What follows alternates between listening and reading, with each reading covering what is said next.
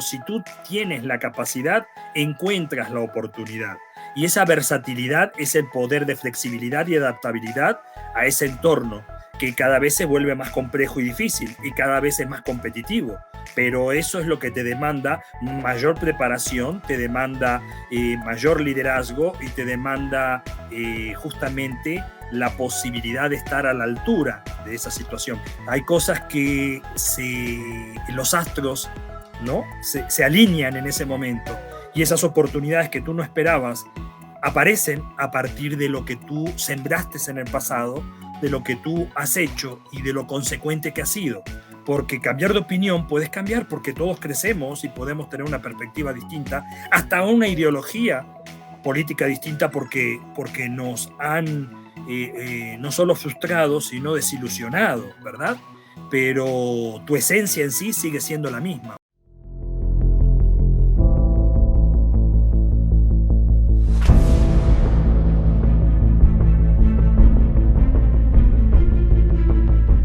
Hoy, en Líderes, hablando de liderazgo, tengo un amigo. Y cuando uno se reúne con los amigos, trae su mejor café, trae su mejor taza.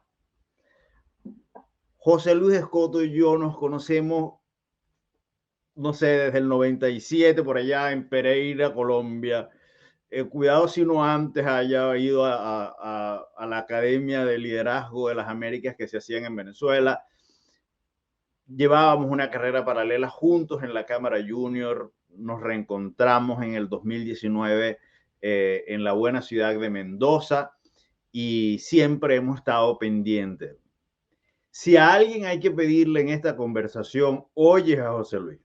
Así que yo lo quiero traer a la sala, decirles que es un extraordinario facilitador. Nos formamos juntos en el Prime y en el Excel en Panamá y hoy pues estamos contentos de vernos nuevamente. José Luis, querido, gracias por estar aquí. Este es un argentino que vive en Bolivia hace muchos años. Ya yo no sé si es más boliviano o más argentino. Bienvenido. Yo vivo en Quito ahora, te cuento. Ah, ahora vives en Quito. Claro, en San Francisco de Quito, Ecuador, en esta bella ciudad. Y tú lo decías bien, 25 años, imagínate toda una vida que nos conocemos. Así es, así es. Gracias, querido, por estar en esta conversación. Gracias por este reencuentro que nos ha caído muy bien. Es un gusto estar aquí. Gracias por la oportunidad y un cordial saludo a todos tus seguidores. Bueno, ya desde este momento pueden registrar entonces su audiencia, de dónde se están comunicando, los mensajes y las preguntas que le tengan a José Luis. Mire, José Luis hizo de todo, ¿ok? Como dicen en mi tierra, este hombre sabe más que un pescado relleno. Así que vamos a sacarle el jugo a esta conversación porque estoy seguro que les va a encantar. José Luis, esta conversación comienza con una pregunta que te deja la invitada anterior y en este caso desde España, Ofelia Santiago López, que tuvimos una conversación exquisita, te deja la siguiente pregunta. En esta sociedad distópica, ¿cuál es la principal cualidad que debe tener un líder para enfrentarnos a la transformación que transitamos? Muy buena pregunta de Ofelia, agradecele de mi parte. Estamos en un entorno VUCA, donde hay vulnerabilidad, incertidumbre, complejidad, ambigüedad. Es decir, en este entorno lo que se requiere es certezas, es confianza. Entonces un líder tiene que tener visión. Lo principal es la visión, pero esa visión no te alcanza si no tienes versatilidad, si no eres flexible, si no estás preparado, si no tienes carisma y si no desarrollas la motivación de la gente que te sigue. Es decir, no hay una sola palabra, pero esencialmente en este momento lo más importante es la confianza. Es decir, sobre todo donde tenemos liderazgos nacionales que no colman las expectativas, ¿no? que hacen más demagogia que brindar soluciones. Entonces, es decir, justamente es el momento de transmitir confianza. La gente busca en quién confiar, en alguien que no le mienta, en alguien que hable desde la integridad, desde los valores. Entonces, para mí, hoy, en esta coyuntura, en este entorno ambiguo, incierto, con la complejidad que lo caracteriza, para mí la confianza es fundamental el día de hoy. Fíjate, yo quiero atar dos elementos. La pregunta que nos hace Ofelia con la respuesta y tu experiencia como conocedor, como politólogo, pero además por conocer también de alguna u otra manera Latinoamérica. Y voy a dividir la pregunta en dos.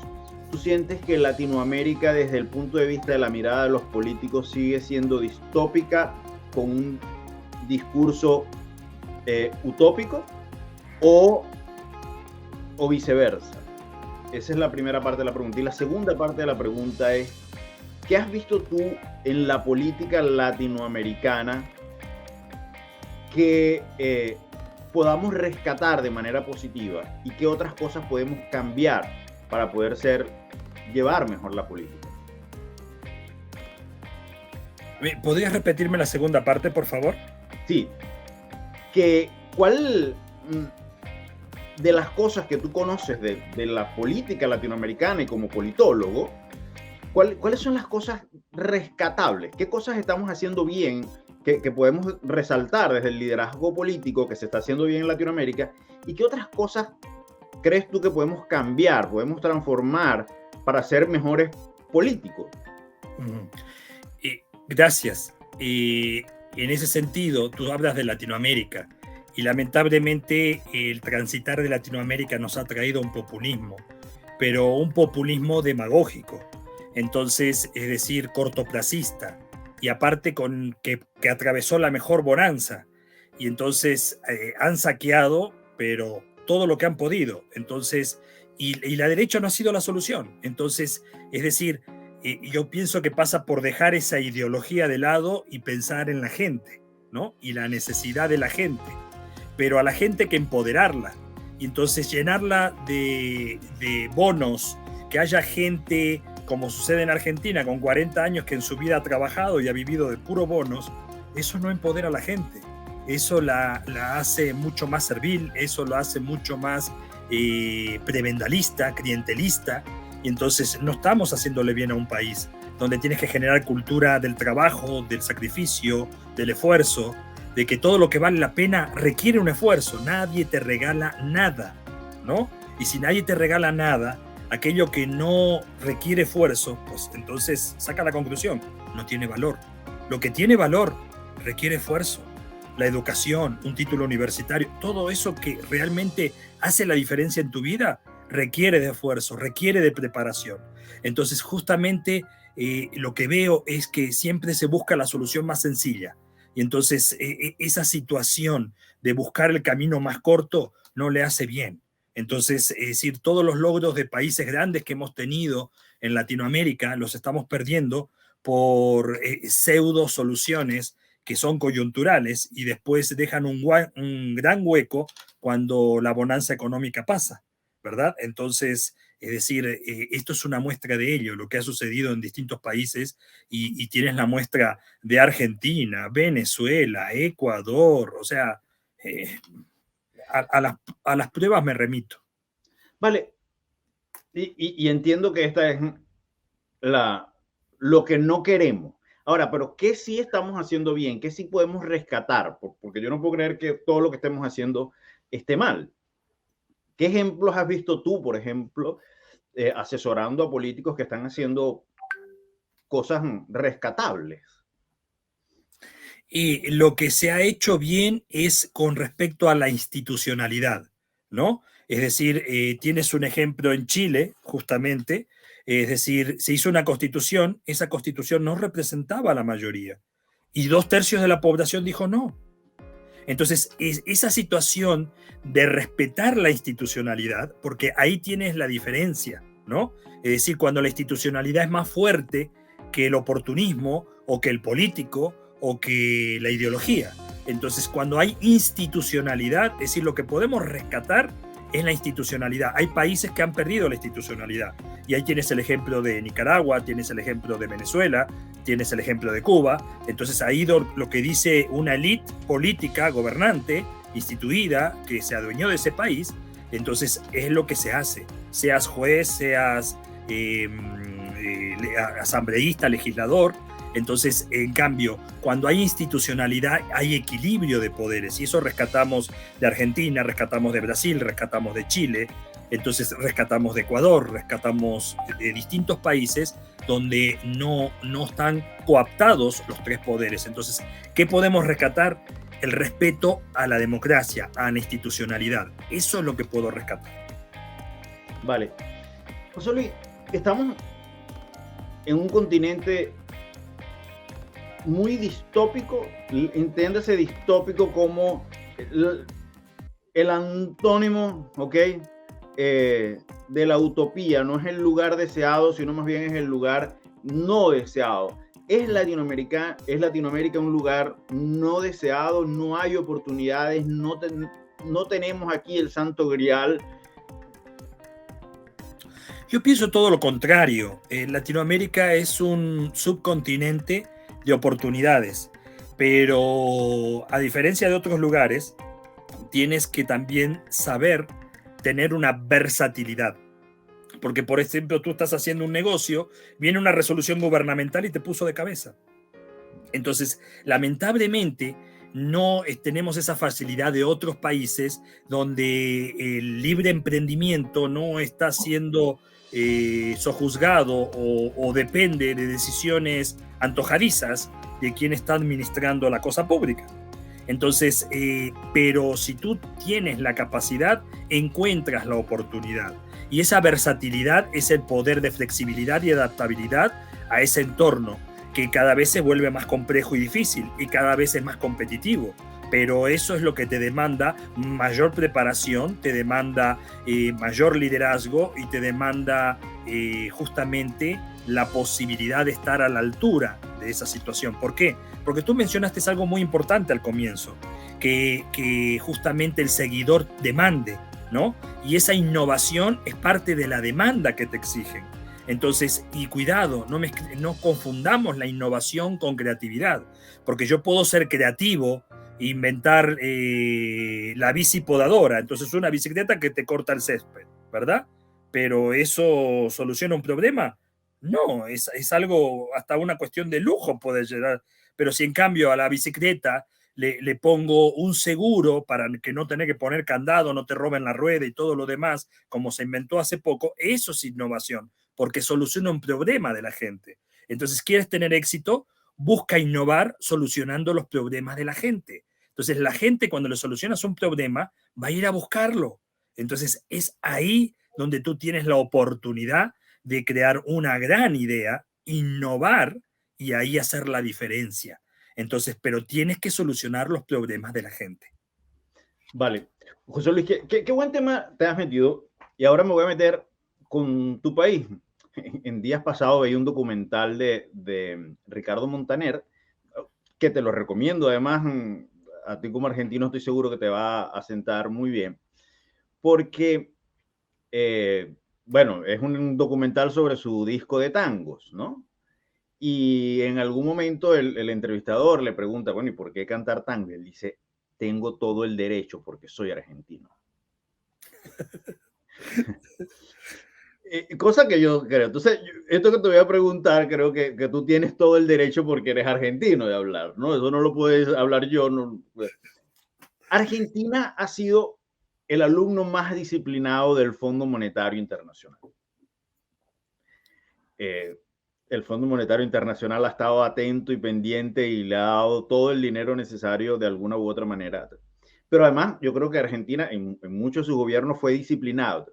¿Por qué Argentina recurre o cae tantas veces? Porque probablemente cuando tuvimos en el Congreso de Brasil, primero pasamos por Argentina y ya Argentina, y te estoy hablando del 2000 y en el 2006 volví a estar en crisis y ahora vuelve a estar en crisis, en el 89, 90 también estaba en crisis.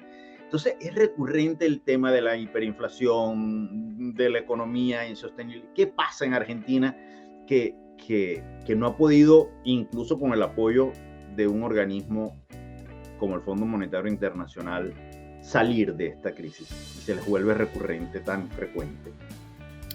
Yo creo que el problema de Argentina radica en que perdió algo que la caracterizaba. Estamos hablando que a partir de la mitad del siglo pasado tenías una importante clase media. Tú ibas en el subterráneo, el metro, conocido en el resto de la América Latina, y vos veías a la gente leyendo, ¿no? Hoy vas en el mismo metro y ves a la gente con el celular. Entonces reemplazar el libro por un celular no es buena idea, ¿no? Entonces se ha perdido esa gran clase media, esa gran masa crítica y esa situación, y la ideología ha invadido tanto la política que ha permitido que a partir del 45, con Juan Domingo Perón, el populismo se apodere de esa situación y obviamente sea prácticamente el 50% del electorado, ¿no? Que justamente se volvió clientelista y entonces, es decir, a partir de lo que me das, pero lo que te doy de algún lado tiene que salir, alguien tiene que producir, alguien tiene que pagar impuestos, alguien tiene que hacer eso. Y entonces cuando cada vez se achican los que producen, los que generan, los que emprenden, los que son empresarios, los que dan trabajo, pues entonces la crisis, hay una situación que no tiene retorno. Entonces tú pasas esa crisis cuando tienes tus materias primas en alta, los commodities, y entonces ¿cómo pasó? Y entonces los Kirchner desperdiciaron una oportunidad histórica. Entonces ahí está el resultado. Entonces ese dinero, en vez de invertirlo en educación, en infraestructura, en crecimiento, pues se invirtió en subvenciones. Entonces ahí tienes el resultado. Entonces ese es el problema. Nos volvimos un país subvencionista y entonces a punta de bono hay gente que tiene 40 años y no ha trabajado en su vida. Bueno, me muevo de lugar y en esta entrevista creo que ya le metimos un poquito a la política latinoamericana y ya hemos visto esta mirada. Gracias, José Luis, por compartirnos con nosotros. Y me quiero meter en ese elemento que tú mencionaste previamente, que tiene que ver con la innovación. Y tú distingues perfectamente qué es ser creativo y qué es ser innovador. Dentro del modelo de liderazgo ecléctico, que creé ya hace 10 años particularmente, del cual vengo hablando, uno de los pilares es la innovación. ¿Okay?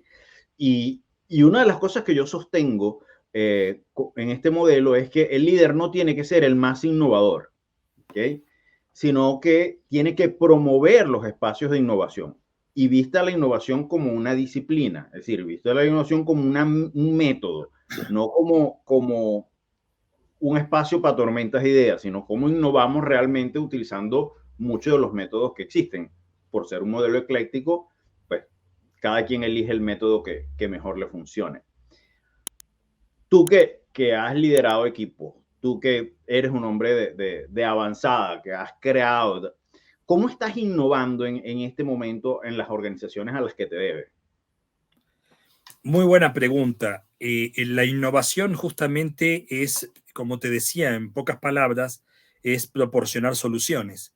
Por ejemplo, actualmente me toca presidir la Cámara de Comercio Ecuatoriano-Argentina y cuando vino la pandemia, de todo lo que hacíamos, de la presencialidad, de las gestiones y de todo eso, cuando quedamos en cuarentena, entonces, ¿qué servicio le ibas a brindar al socio? El socio está pagando una cuota y obviamente lo que te decía, quien emprende, quien trabaja, quien tiene que pagar sueldos y todo eso, no vive del romanticismo, no vive de subsidios, no vive, tiene que producir y si no produce, pues cierra.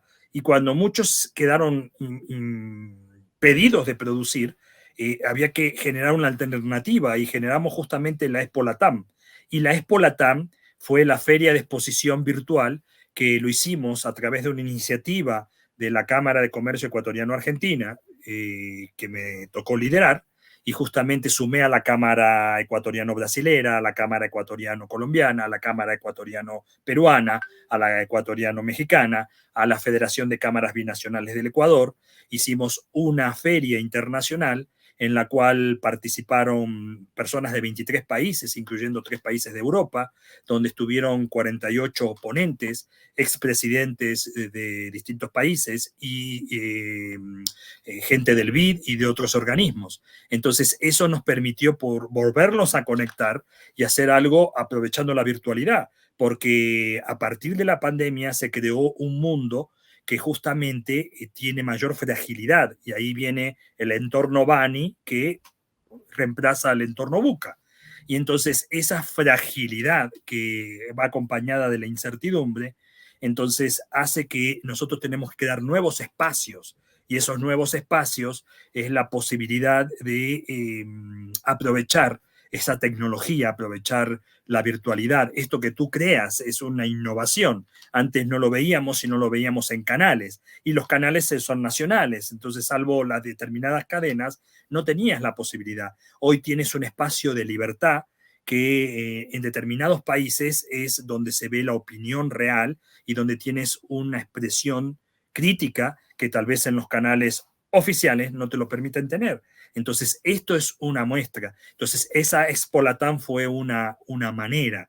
También en IFS, la Sociedad Internacional de Facilitadores, que desde el 2021 me he hecho cargo en la presidencia, al estar impedidos de hacer el congreso presencial, que nosotros hicimos en el 2019 en Colombia, terminamos hace 3 semanas en Lima, Perú, el congreso presencial. El 2021 tuvimos que hacerlo virtual. Entonces hemos creado un congreso virtual.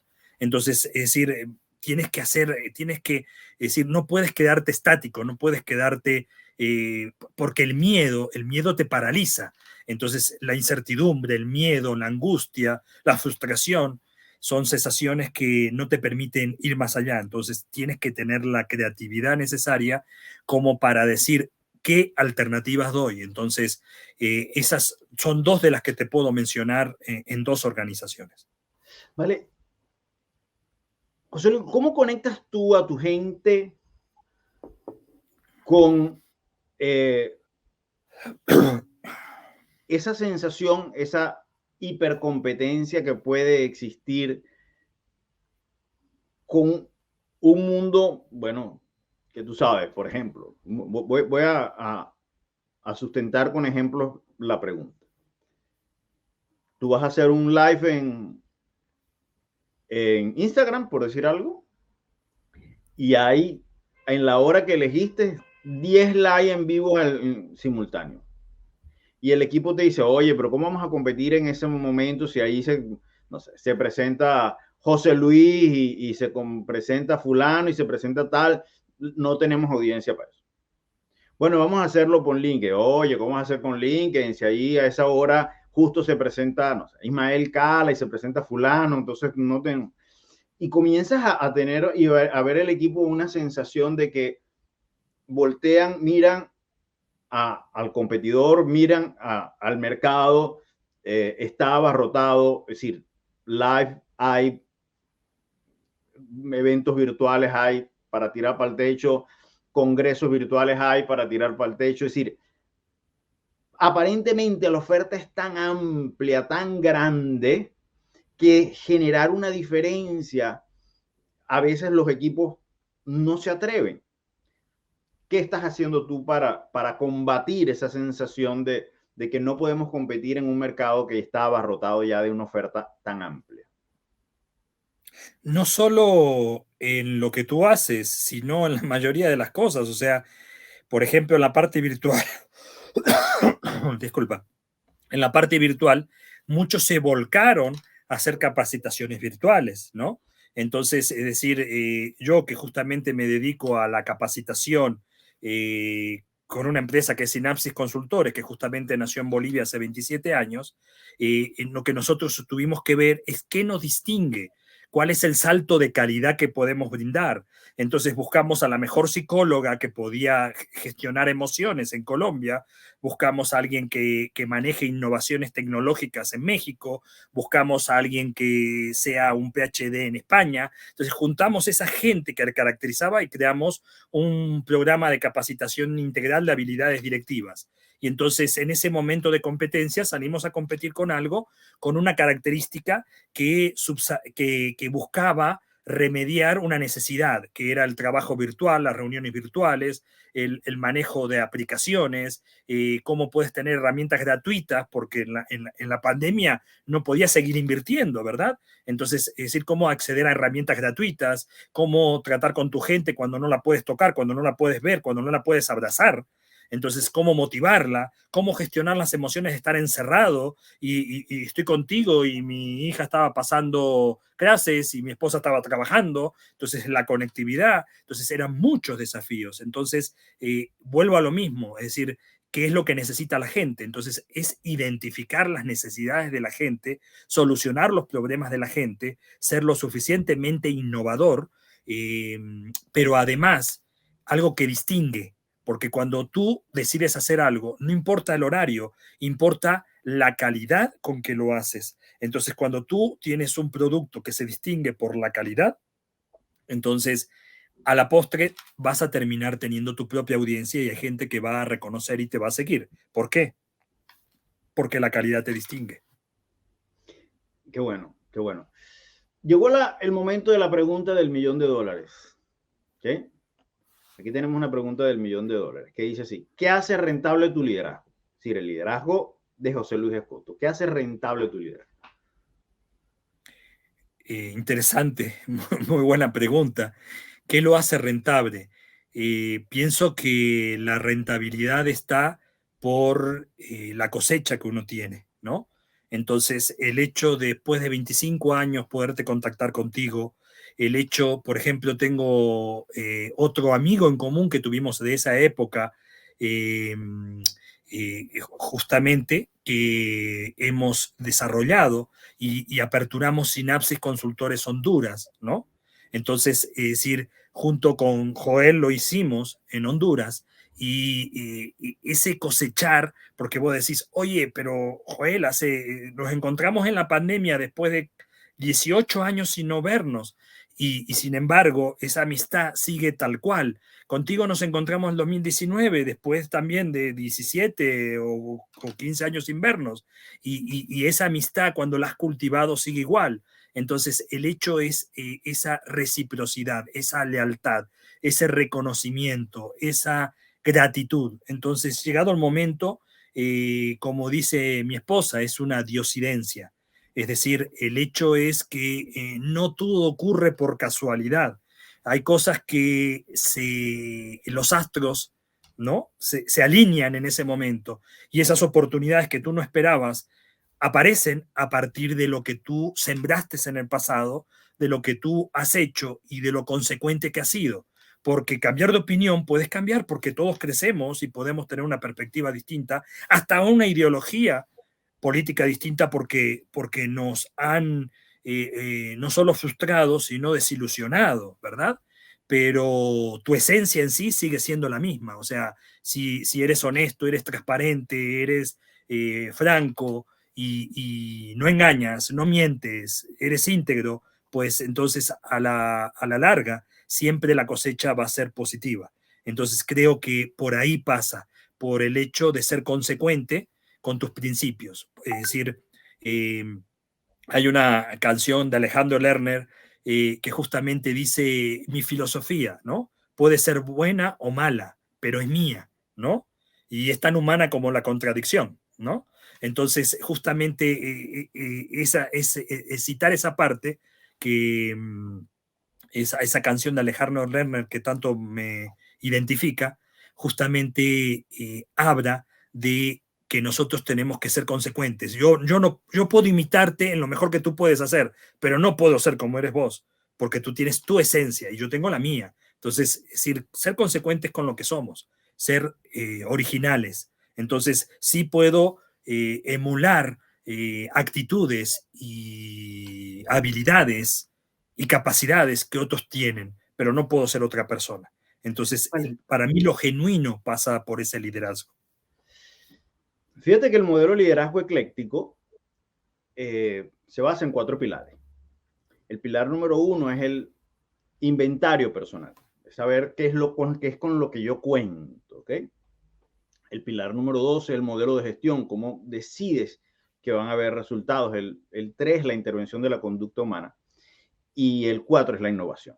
Yo quiero hacerte 4 preguntas muy puntuales para preguntarle a José Luis, que es un facilitador, que es un entrenador, que es un coach, que además que conoce el tema de liderazgo, que nosotros tuvimos, creo que, la fortuna de tener el momento de la JCI donde el tema de liderazgo era tan importante, se llamaba la escuela de liderazgo, ¿no? Entonces creo que nosotros hoy no está en ese, a pesar de que sigue haciendo lo mismo, no, creo que la tilde no está tan marcada. El networking es la tilde de hoy. Correcto.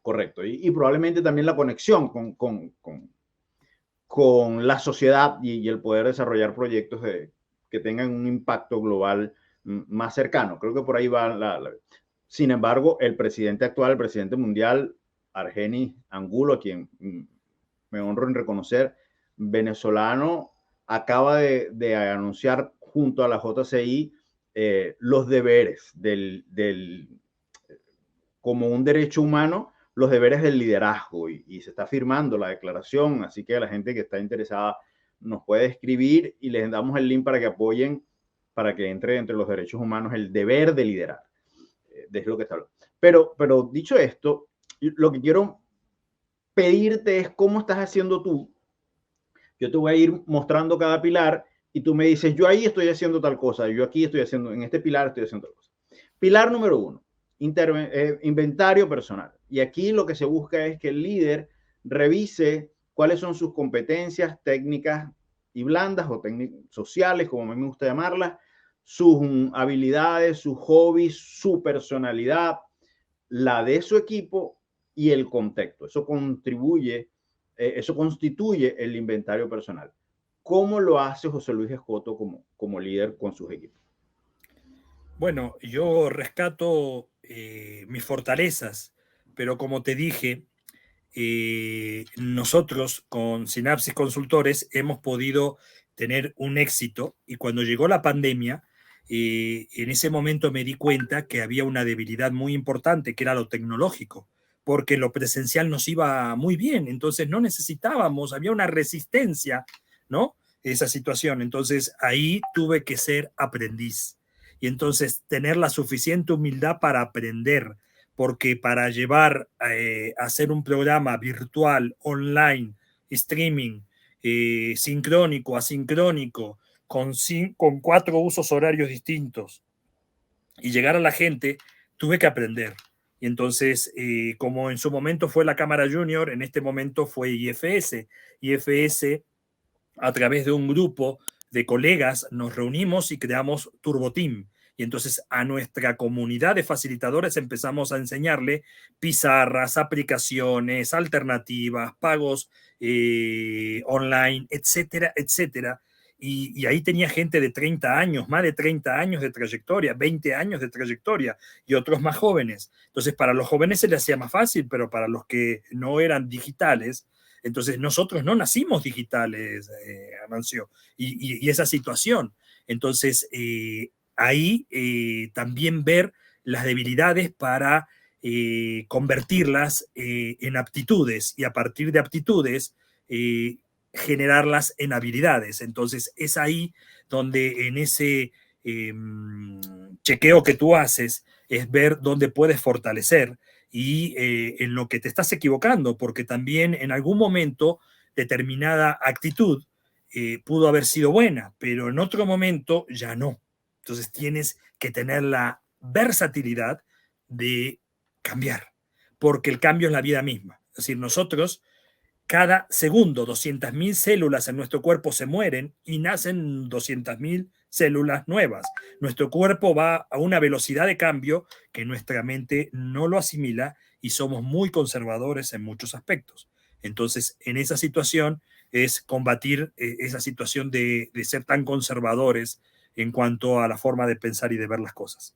Ahora, ¿estás aplicando alguna herramienta en particular, estilo DISA o algún otro test que te permitan mirar esto? Justamente el DISC acabamos de aplicarlo con el Consejo Directivo Internacional de IFS. ¿Por qué? Porque el equipo tiene que conocer las características y las personalidades de quienes conforman un equipo. ¿Para qué? Para poder tratar de ser más unido y ser, por ende, más eficiente. Entonces, ese DISC nos permitió ver por qué a veces hay chispas, y no es porque seamos malos, sino porque tenemos diferentes formas de ver el mundo, son personalidades distintas y formas de actuar distintas.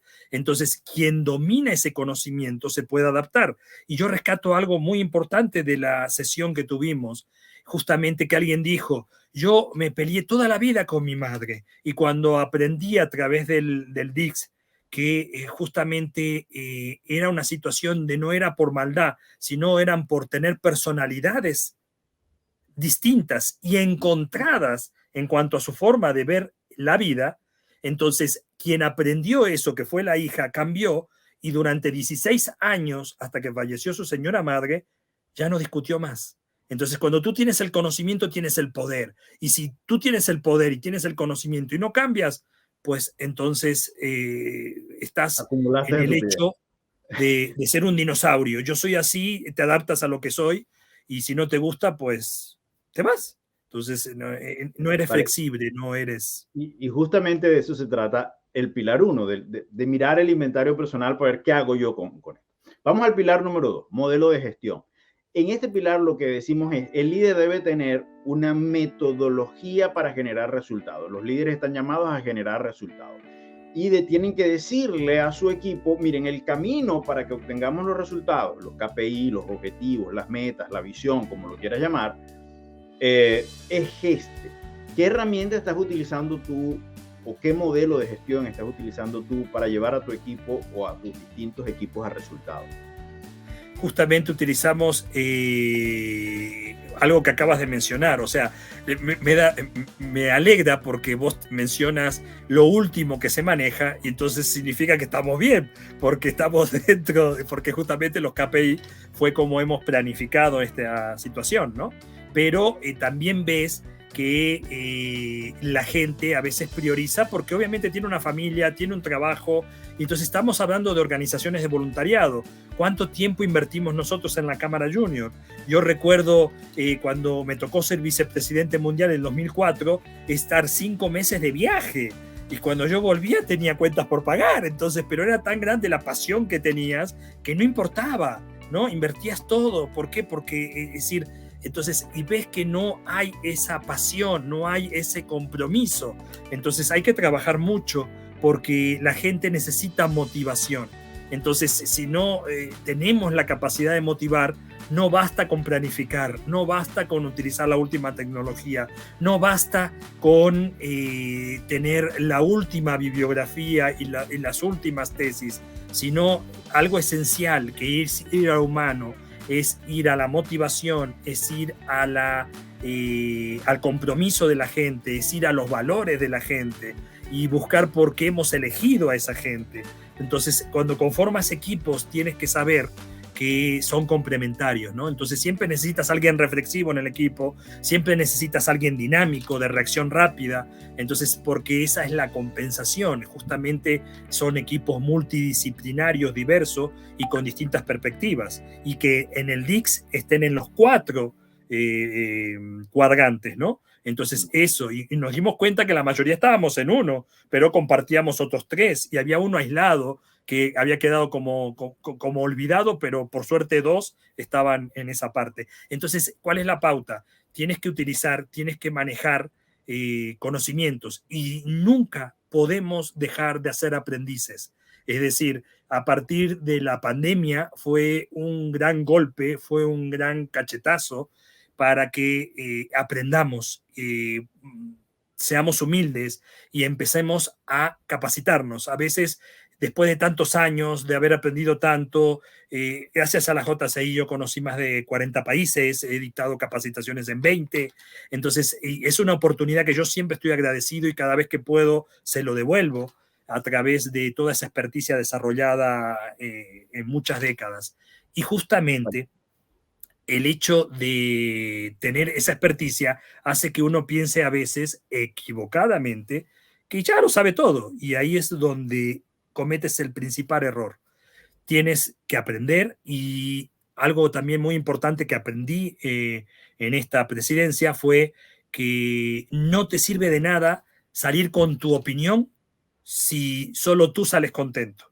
Es decir, no importa si cedes en esta propuesta que tuviste, pero vas a ganar más entusiasmo con otra propuesta y más compromiso y mejores resultados, pues sigue eso, no impongas contra viento y marea tu punto de vista, porque eso no es ser versátil.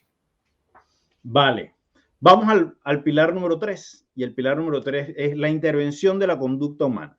Es decir, yo aquí sostengo en el modelo de liderazgo ecléctico que todo líder debe tener una herramienta que le permita intervenir en la conducta de su equipo y de sus seguidores. Y hablo más allá de la influencia y hablo más del ejemplo.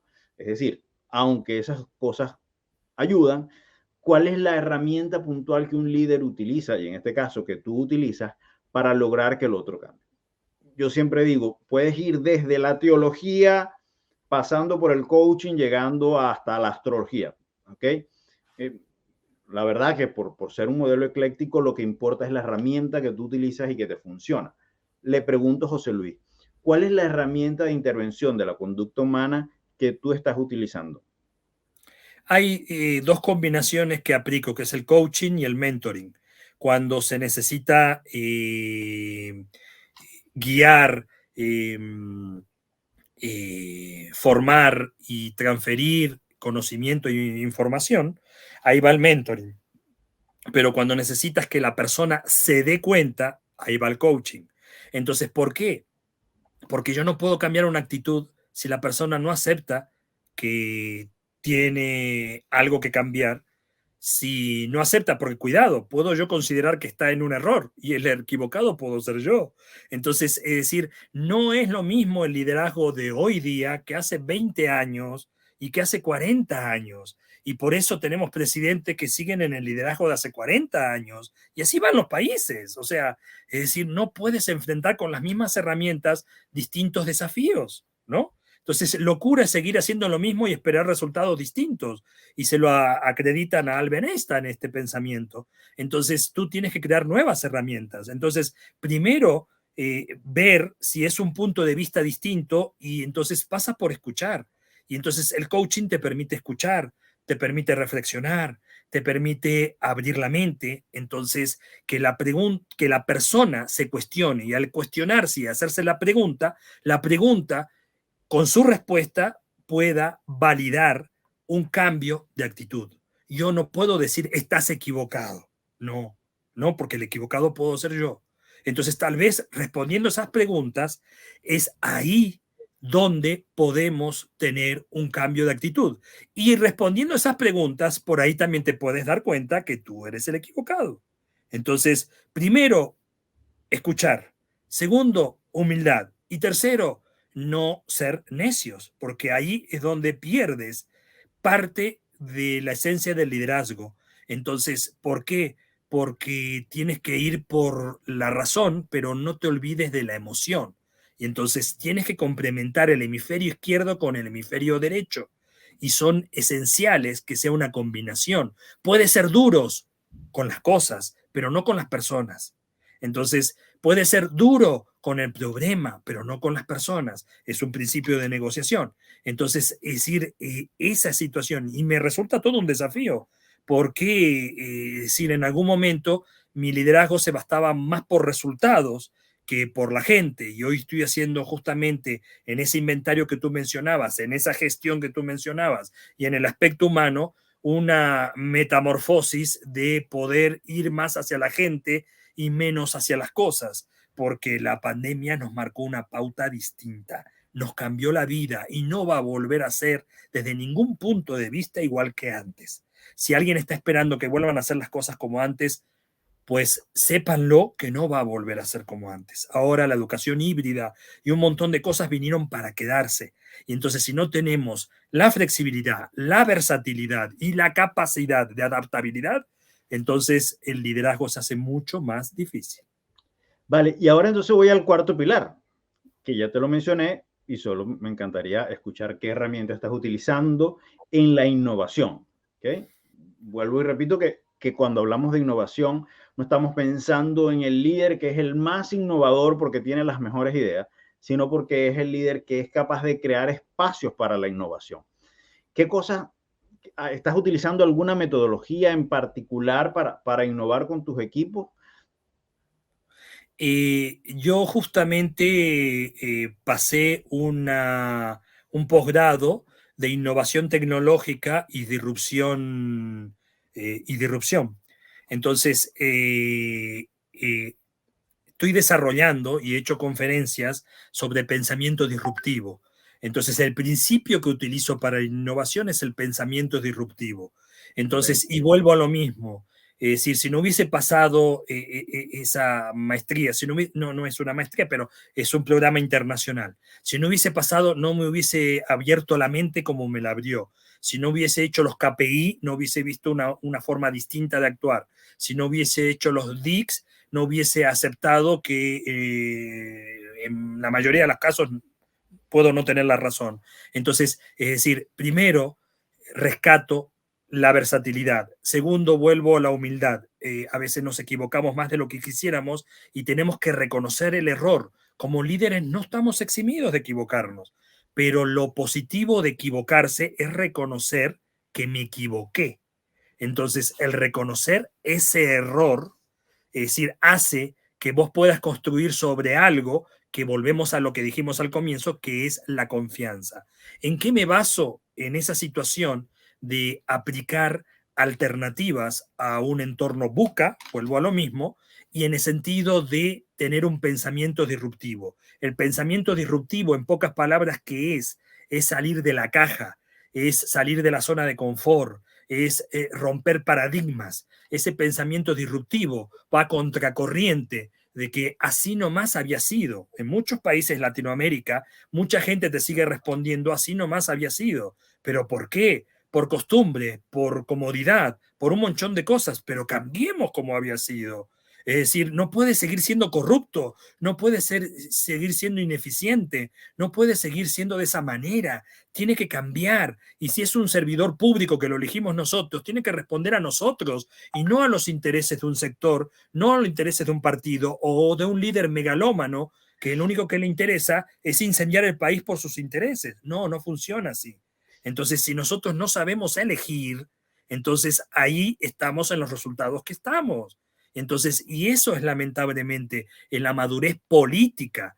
Entonces, llevado a esto, ¿qué utilizo? Pensamiento disruptivo. Entonces, tener la capacidad de utilizar un pensamiento disruptivo, porque el pensamiento disruptivo permite que haya innovación. Sin pensamiento disruptivo no hay innovación.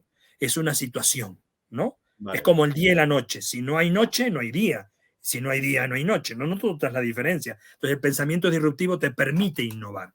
Entonces, es algo sine qua Vale. non. Buenísimo, me encanta. José Luis, te tengo que hacer una pregunta dado esta última conversación, que este último fragmento de tu respuesta. Y es una pregunta personal. ¿Tienes aspiraciones políticas a ocupar un puesto y, como servidor público desde no sé, alguna alcaldía, concejal, diputado? Mira, yo hace 3 décadas dejé mi hermoso país, el que nunca dejo de extrañar, porque es donde tú te formaste y donde tú creciste y aprendiste y tienes tu cultura. Pero vivo en países que no son los míos, entonces yo como extranjero poco puedo pretender una situación como esa, porque hay legislación que aparte te lo impide, pero una Ujú. alcaldía sí podría acceder, pero realmente, y tengo que ser sincero, yo soy politólogo, entonces he fundado el Colegio de Politólogos en La Paz, justamente paralelamente a Sinapsis Consultores hace 27 años, y esa situación me ha permitido conocer la política de cerca y lamentablemente para yo aceptar eso tendría que tener un equipo que esté impermeabilizado contra la corrupción, porque hoy la política tiene un gran mal y se llama corrupción. Entonces, esa corrupción puede hacer que todo fracase y justamente eso es lo que hace que tenga mis condicionamientos poder ingresar a un ámbito de política, porque cuando los partidos políticos captan gente nueva, generalmente lo rodean y entonces va al interés del partido más que el interés del municipio. Y entonces es ahí donde justamente no comulgo. Entonces, es decir, últimamente las agrupaciones políticas no están al servicio de la ciudadanía, sino de los grupos que las conducen, de esas élites. Ahora, José Luis, déjame tenerte un motivo. Porque una de las preocupaciones que a mí me está pasando, no desde ahora, de hace varios años ya, tiene que ver con esta pregunta que le he hecho no solo a ti, sino a muchos de los invitados que he tenido aquí. Y entonces yo digo, si los que hemos estudiado, los que nos hemos preparado, los que somos consultores, los que hablamos de liderazgo, los que estamos voy a colocarlo aquí, en la vereda moral, ¿ok? De la no corrupción, de la honestidad, de la transparencia, de la innovación, de los valores, de servir realmente, no queremos entrar al mundo político, no nos queremos hacer cargo, pero criticamos a los que sí se están haciendo cargo. ¿Cómo vamos a cambiar esto? Me has devuelto algo que yo siempre decía. Lo que pasa es que la realidad te golpea duro, ¿no? Entonces te vuelve escéptico, más que créptico. Entonces, tienes razón. O sea, te das cuenta, es decir, el pesimismo de los últimos años justamente hace, es decir, tendría que evaluar la situación. O sea, yo aprendí a lo largo de los años que hay tres cosas que nunca recuperas.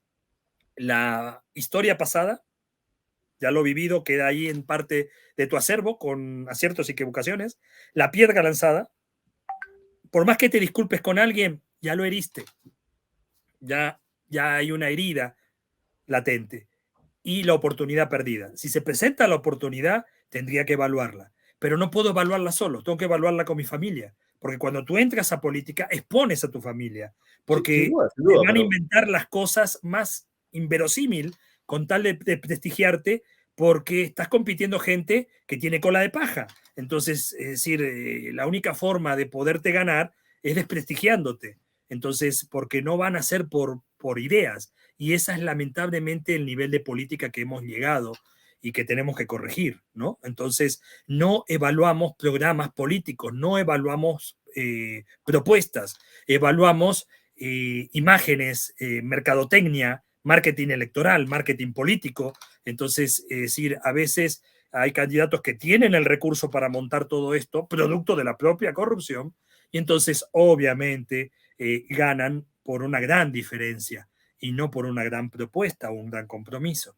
Entonces, y muchas veces también existe un prebendalismo de que yo apoyo tu campaña económicamente. Entonces, cuando yo no estoy dispuesto a aceptar eso, entonces, ¿qué recursos me quedan por hacer una campaña? Entonces, yo que conozco como parte de mi profesión esto, sé que tendría que ser algo muy especial y una oportunidad que se brinde de determinada manera, ¿no? Pero fíjate que yo lo que creo es que los que tenemos esa mirada, que yo la comparto, es decir, Venezuela, que es donde yo pudiera ejercer la política, y si yo regreso a mi país, yo sí tengo aspiraciones en algún momento de tener un cargo público, desde ser un concejal que me permita servir, un alcalde, o mi cargo soñado, que es ser ministro de Educación, que ese es nombrado, que eso es otra, ¿verdad? Pero es porque yo creo que la educación necesita ser transformada en mi país, que tenemos unas deudas enormes con el sistema educativo, pero ese es otro tema. Ese es mi... Pero lo que yo sí creo es que mientras los que entendemos la política, que se puede hacer de manera distinta, honesta, transparente, productiva, innovadora, no nos hagamos cargo, sigamos estando desde la crítica y no comencemos a postularnos y no comencemos a que nuestro mensaje comience a llegar, o como ha pasado con muchos, porque los conozco, porque he sido asesor político incluso de candidatos a alcalde en mi país, que tenían muy buenas intenciones, dejen de hacerlo porque se cansaron. Vamos a seguir dándole espacio a los que hoy ocupan y no están haciendo de la política una disciplina, una ciencia que pueda estar a la altura, porque además yo puedo distinguir la política de la política partidista de manera muy clara, y sobre todo de la política partidista que se vive en nuestro continente. Pero eso es tema de un Pero acabas programa de decir algo completo. importante. Yo te lo decía desde mi perspectiva de estar en un país que no es el mío y que la legislación no me lo permite, sino hasta cierto nivel. Si vos me dices en mi país es distinto, porque ahí sí tengo todos mis derechos políticos. Entonces ahí, como tú acabas de decir, si en algún momento me dicen, oye, ¿estás dispuesto a hacerte cargo de una embajada? ¿Estás dispuesto a hacerte cargo de un ministerio, de un viceministerio para cambiar las cosas? Pues por supuesto que sí. Es decir, lo que no sé si estoy dispuesto es a meterme en una campaña electoral con todo lo que conlleva eso, ¿no? Porque pones en riesgo tu patrimonio personal, tu prestigio, todo lo demás, para ir a competir en un ámbito que tú no, es decir, ni tú ni yo estamos hace 20 años en política. Compite con gente año que lleva 20 años en política. Entonces, te tienen una ventaja. Y ahí esa ventaja, llegado el momento, cuenta y pesa, ¿no?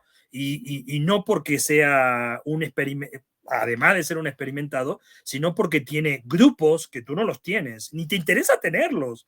Entonces, esa es la situación de desigualdad en la que tanto tú, Amancio, como yo entraríamos y tenemos que ser realistas. Y yo, si hay algo que soy, es realistas. Conozco mis limitaciones y conozco mis fortalezas.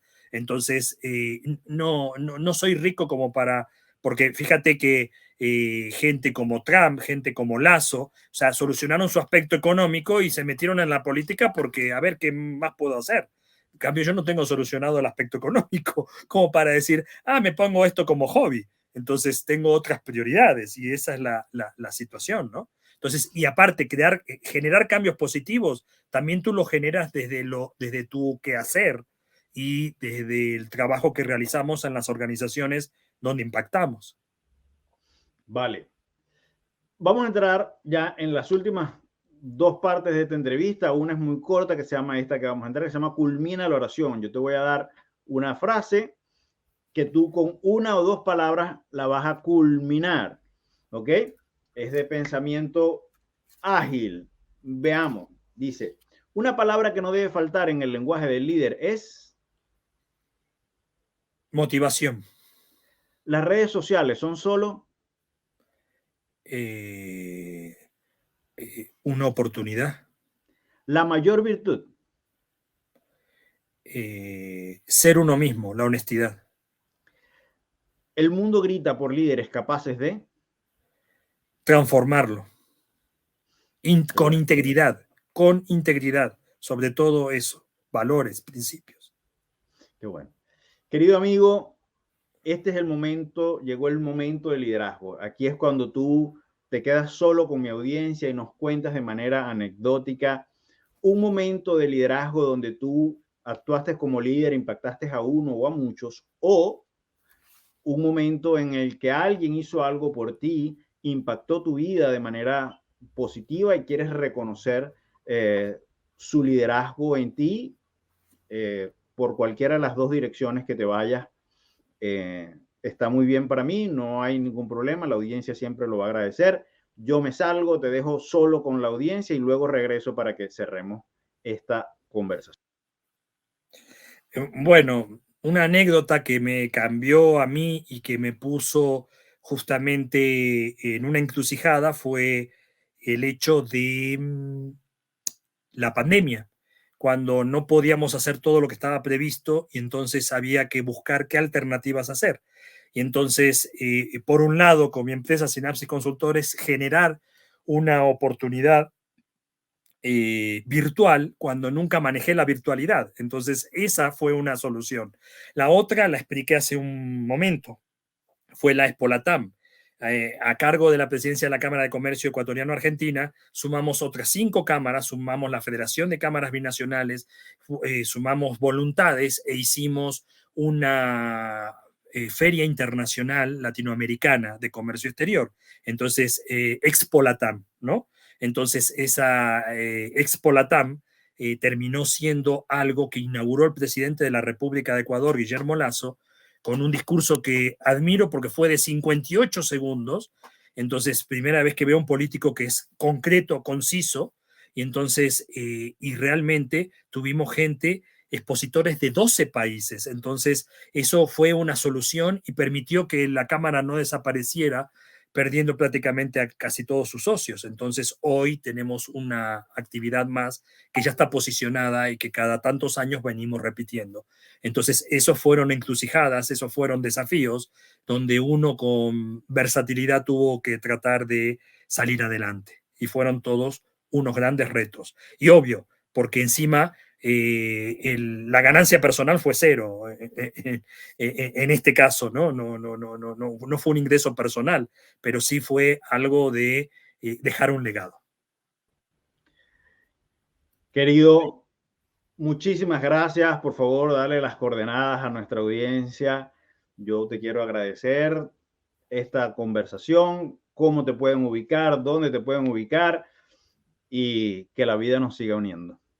Bueno, les doy mi email personal que es JL Scotto. Mi apellido, como está ahí, Scotto, con la abreviación de mi nombre, jlscotto@hotmail.com es el personal y el mismo